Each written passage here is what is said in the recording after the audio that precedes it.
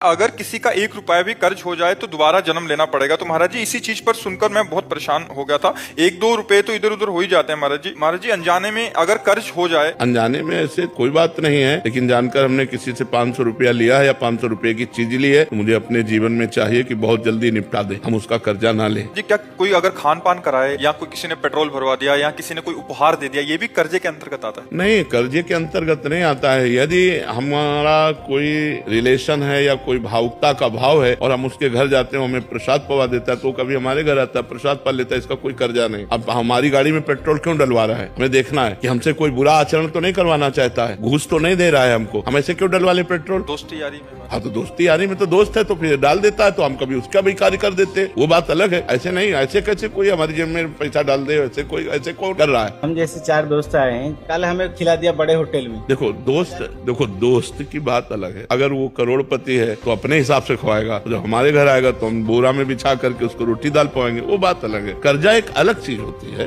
ये खान पान लोग, वो हमको रबड़ी पवा रहा है, हमारी सामर्थ्य तो हम चाय पिला रहे थे, तुम्हारी चाय उसकी रबड़ी की समानता कर लेंगे, क्योंकि आप गरीब आदमी हो, धनी है और दोनों दोस्त हैं, तो 1000 रुपए का भोजन पवा देता है, हमारे पास पानी है तो हम केवल पानी पिला देते हैं, तो बराबर हो जाएगा। मन से कोई दे देता, क्यों ले ये भी तो होना चाहिए। क्यों ले, आराम का क्यों ले, आराम के खाने की आदत क्यों बनावे? नहीं लेना चाहिए, नहीं लेना चाहिए। मेहनत की कमाई हम ऐसे क्यों ले, ऐसे क्यों ले, ऐसे अधर्म की बात नहीं।